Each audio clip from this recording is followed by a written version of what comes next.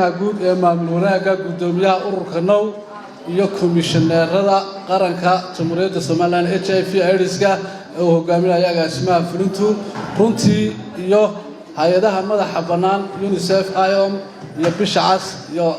Soifa dhammaan shaqaale weynaha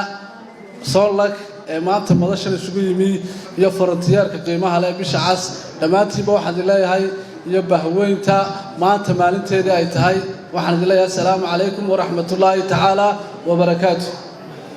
runtii uma kicin hadal badan ee waxaan u kacay inaan u mahadnaqo intii aan hawshan waday cidii nagala soo shaqeysay ee ugu horeeyo gudidii qabanqaabada ee loo saaray hawshan inay ka shaqeeyaan ee madasha quruxda badan leh diyaarisay iyo protocolka quruxda badan leh aad iyo aad baan ugu mahadnaqayaa waxaan kale u mahadnaqayaa dhammaan intii invitationada aan gaarsiinay ee soo wada casuunay runtii waxa ahayd maanta madashan inuu yimaado madaxweyne ku-xigeenku laakiin hawl degdeg oo imika ku soo kordhay darteed oo qarankuna ayuu isaguna inooga baaqday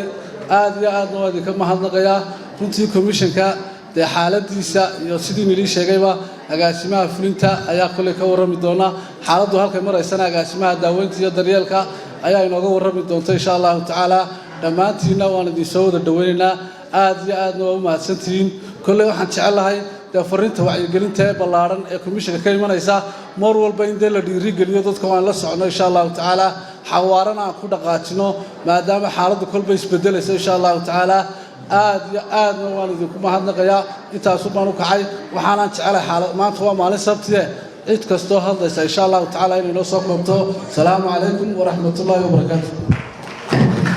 macmil ma ogtahay in dhammaan lacagaha dibadda lagaaga soo dirayo inaad ku heli kartid adeega iDahab adigoo jooga gurigaaga iyo goobtaada shugo haddaba macmil booqo xarumaha Somtel ama Dahabshiil si aad u hesho simikaarka Somtel oo ay kula socoto 1.5 GB data iyo 50 daqiiqo ku hadala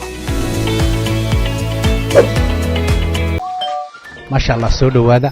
la jaanqaad shirkadda Telesom macmil waxay ku diyaarisay adeega internetka ay fiber optiga kaasoo xawaarihiisu kala go' lahayn waa guji waa isha biligteeda intuu soo gudlanayo hadalba gam hagarle ii ku isticmaal social media kuna daawo wararka cayaaraha iyo online gameska haddaba maxmil soo gasho gurigaaga xafiiskaaga iyo goobtaada shaqo fadlan nagala soo xidhiidh nambarka gaaban 121